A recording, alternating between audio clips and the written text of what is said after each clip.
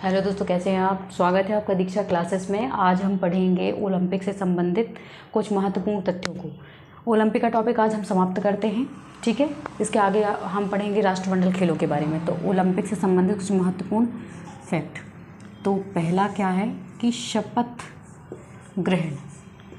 ग्रहण के बारे में जानेंगे।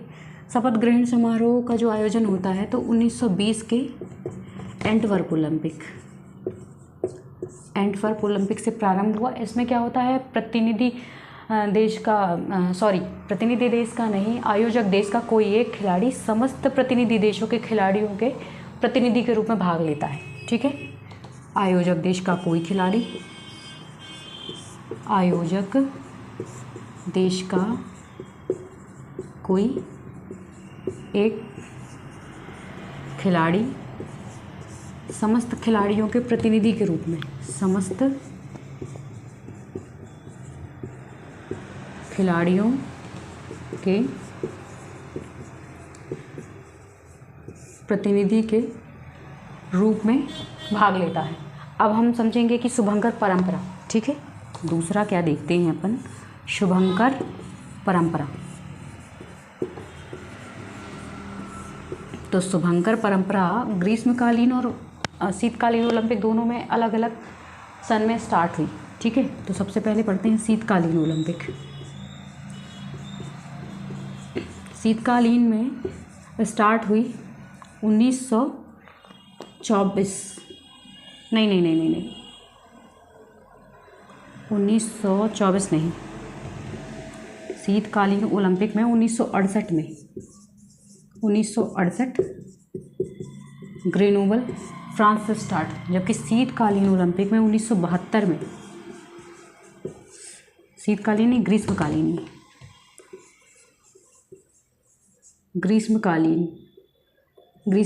में कब हुई, 1972 में जर्मनी म्यूनिख में आयोजित किया गया था। म्यूनिख सॉस मत समझ लेना, म्यूनिख शहर है जर्मनी का, ठीक है। यहाँ आयोजित की गई थी। यहाँ पर ही म्यूनिख जर्मनी से इम्पॉर्टेंट एक फैक्ट को समझेंगे कि यहाँ पर फ़िलिस्तीनी आतंकवादियों ने हमला कर दिया था, तो 11 इजरायली एथलीटों की मौत हो गई थी। तो ये इम्पॉर्टेंट फैक्ट है, इसको याद रखना आवश्यक है ना। फ़िलिस्तीनी आतंकवादियों का हमला, फ़िलिस्तीनी आतंकवादियों का हमला, 11 इजरायली एथलीटों की मौत,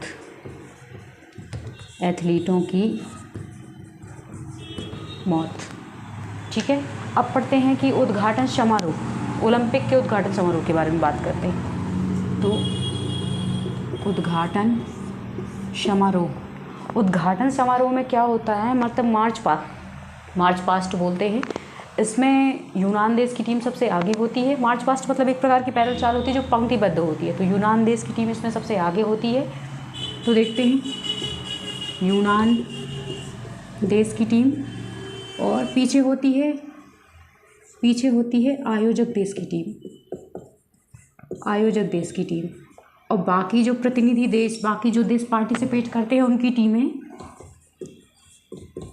अंग्रेजी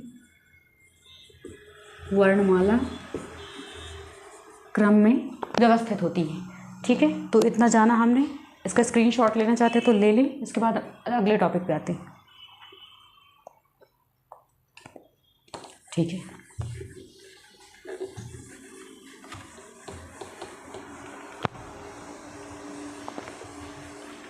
अभी विश्व ओलंपिक से संबंधित महत्वपूर्ण तत्वों के बारे में ही हम बात करेंगे। तो इसमें सबसे पहले आता है कि सबसे ज़्यादा किस खिलाड़ी ने गोल्ड मेडल प्राप्त किए। तो सबसे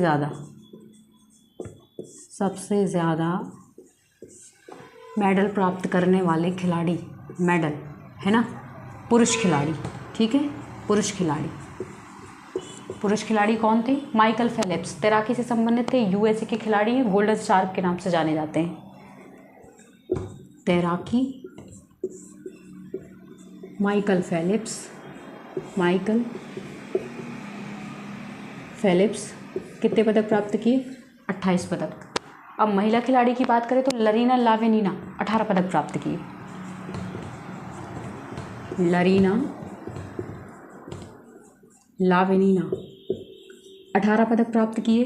ठीक है, अब बात करते हैं कि सबसे ज़्यादा किस देश ने गोल्ड मेडल प्राप्त की किसी एक ओलंपिक में। तो रूस ने 1988 के सियोल ओलंपिक में सबसे ज़्यादा स्वर्ण पदक प्राप्त किए। रूस देश सर्वाधिक गोल्ड मेडल कितने प्राप्त किए? 55। कब प्राप्त किए? 1988 सियोल ओलंपिक।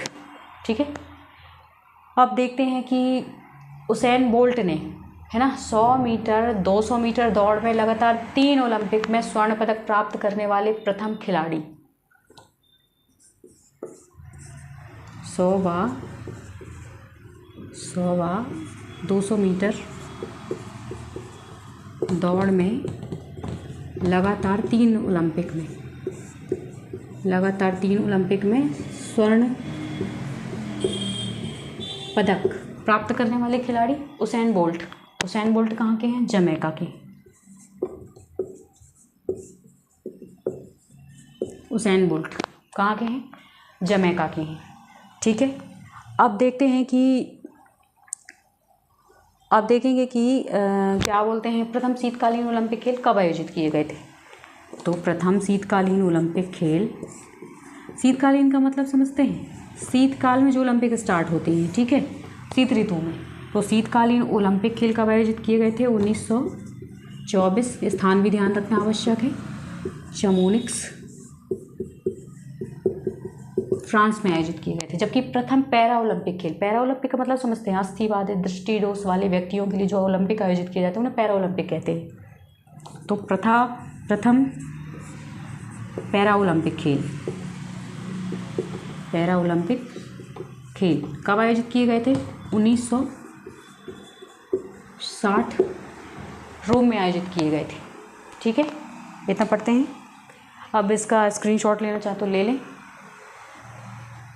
चलिए,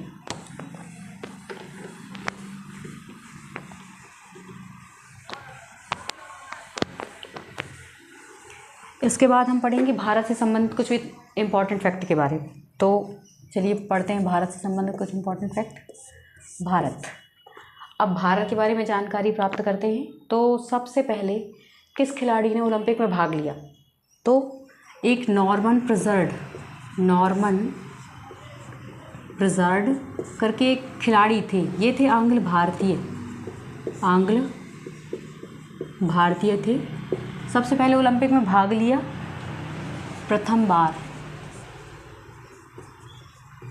ओलंपिक में भाग लिया। 2 रजत पदक प्राप्त किए इन्होंने। ठीक है, अब प्रथम मैराथन धावक कौन थे जिन्होंने ओलंपिक में पार्टिसिपेट किया? तो फदीपा डरेपा छागुले। इनका नाम थोड़ी सा कठिन है, लेकिन आपको ध्यान रखना आवश्यक है। प्रथम मैराथन धावक, भारत के संबंध में बात कर रही हूँ, विश्व के संबंध में बात नहीं कर रही हूँ। प्रथम मैराथन धावक कौन थी जिन्होंने ओलंपिक में पार्टिसिपेट किया था भारत की तरफ से? फदीपा डरेपा छागुली। ओके, अब प्रथम भारतीय महिला जिन्होंने ओलंपिक में भाग लिया था कौन थी?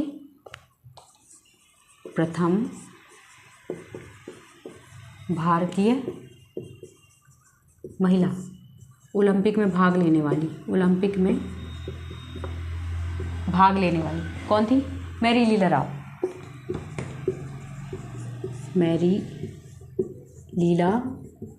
राव। अब एक इम्पॉर्टेंट फैक्ट कि एथलेटिक्स की स्पर्धा के फाइनल में पहुंचने वाले कोई पदक प्राप्त नहीं किया। ठीक है, क्योंकि एक शब्द यहाँ से वहाँ हुआ और अनर्थ हुआ आपके आंसर का। ठीक है, तो एथलेटिक्स की स्पर्धा के फाइनल में पहुंचने वाली प्रथम खिलाड़ी कौन थे? मिल्खा सिंह। उड़न सिख के नाम से भी जाना जाता है इनको। मिल्खा सिंह किस में भाग लिया था? 400 मीटर दौड़, चौथा स्थान प्राप्त किया था, कोई पदक प्राप्त नहीं किया था। ठीक है, अब इसके बाद आते हैं कि व्यक्तिगत स्पर्धा में, भारत के संबंध में बात कर रहे हैं, व्यक्तिगत स्पर्धा में स्वर्ण पदक सबसे पहले भारत के किस खिलाड़ी ने प्राप्त किया? तो व्यक्तिगत स्पर्धा में, है ना, व्यक्तिगत स्पर्धा में स्वर्ण पदक किस खिलाड़ी ने प्राप्त किया? तो अभिनव बिंद्रा, 2008 बीजिंग ओलंपिक। अभिनव बिंद्रा किस खेल से संबंधित है? शूटिंग से संबंधित है, ये भी पूछा जाएगा आपसे। शूटिंग से संबंधित है अभिनव बिंद्रा, 2008 बीजिंग ओलंपिक। ठीक है, अब आएगा लगातार 2 ओलंपिक में पदक प्राप्त करने वाले पुरुष खिलाड़ी।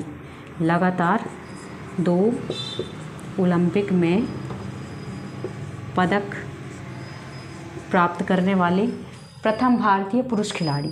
ठीक है, प्रथम भारतीय पुरुष खिलाड़ी कौन थे जिन्होंने लगातार 2 ओलंपिक में पदक प्राप्त किए? सुशील कुमार, कुश्ती से संबंधित है, सुशील कुमार। जबकि महिला खिलाड़ी की बात करें तो पीवी सिंधु,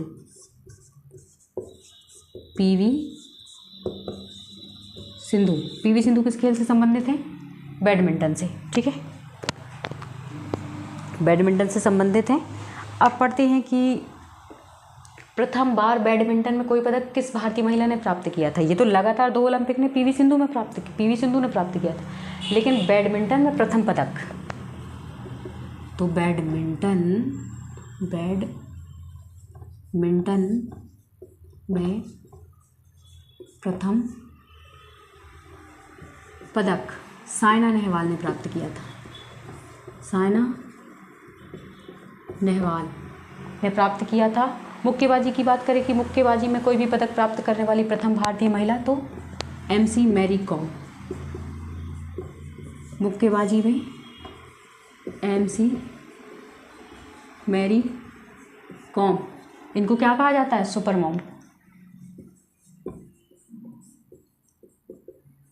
सुपर मॉम के नाम से जाना जाता है। तो ये इंपॉर्टेंट फैक्ट थे भारत के संबंध में, स्क्रीनशॉट लेने। ठीक है, आगे बढ़ते हैं।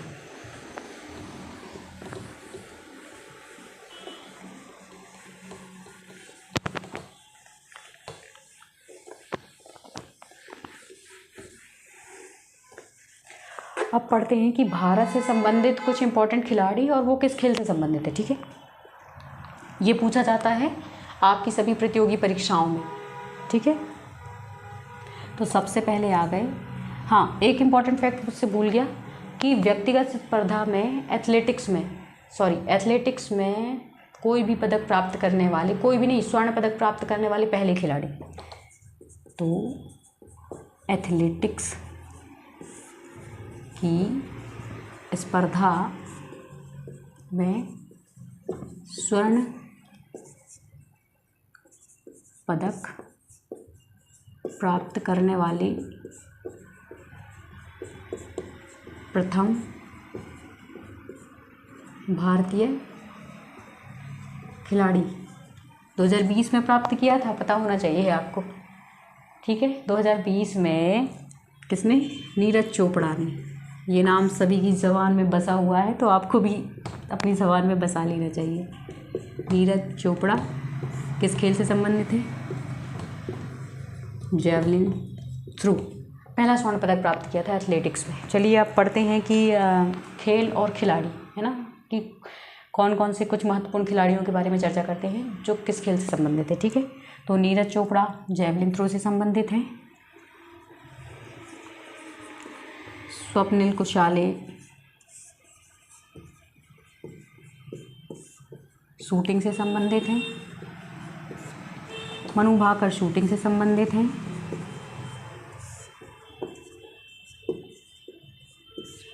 अभिनव बिंद्रा शूटिंग से संबंधित हैं।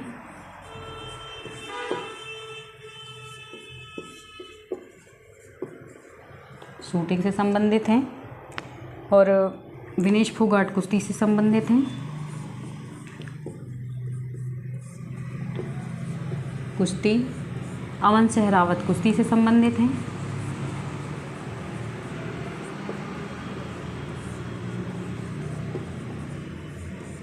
सुशील कुमार कुश्ती से संबंधित हैं।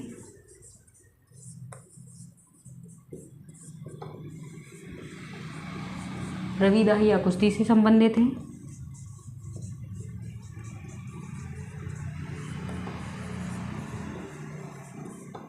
बजरंग पूनिया भी कुश्ती से संबंधित हैं।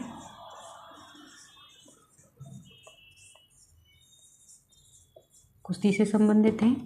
मीराबाई चानू, मीराबाई चानू भारोत्तोलन से संबंधित है, मतलब कि वेट लिफ्टिंग, भारोत्तोलन से संबंधित हैं। अब आया कि अमन सहरावत हो गए, अमन सहरावत कुश्ती से संबंधित है।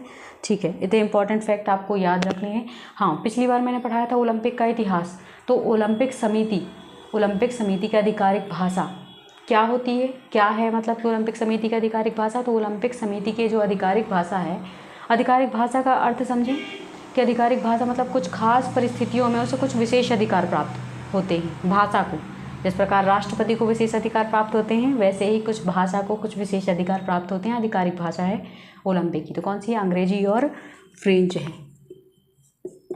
अंग्रेजी और फ्रेंच है ओलंपिक समिति की आधिकारिक भाषा। अब एक और इम्पॉर्टेंट फैक्ट बचा कि 1914 या 16, मतलब एक डेट थोड़ी सी कंफर्म नहीं है, ये मैं आपको अगली क्लास में कंफर्म करके बता दूंगी कि 1916, 1940, 1944, 1916 में प्रथम विश्व युद्ध के कारण ओलंपिक खेल का आयोजन नहीं किया गया, जबकि 1940 और 44 में द्वितीय विश्व युद्ध के कारण ओलंपिक खेलों का आयोजन नहीं किया जा सका। तो आज की हमारी क्लास यहीं पे समाप्त होती है। इसका स्क्रीनशॉट ले लें। मुझसे गलतियां भी हो रही होंगी कुछ, तो उन्हें कमेंट बॉक्स में दर्ज करने की कृपा करें ताकि मैं अपने आप में सुधार लेके आ सकूं। और थैंक यू मेरा लेक्चर देखने के लिए। तो मुझे लाइक करें, सब्सक्राइब करें। ठीक है, मिलते हैं अगले लेक्चर में। जय हिंद, जय भारत।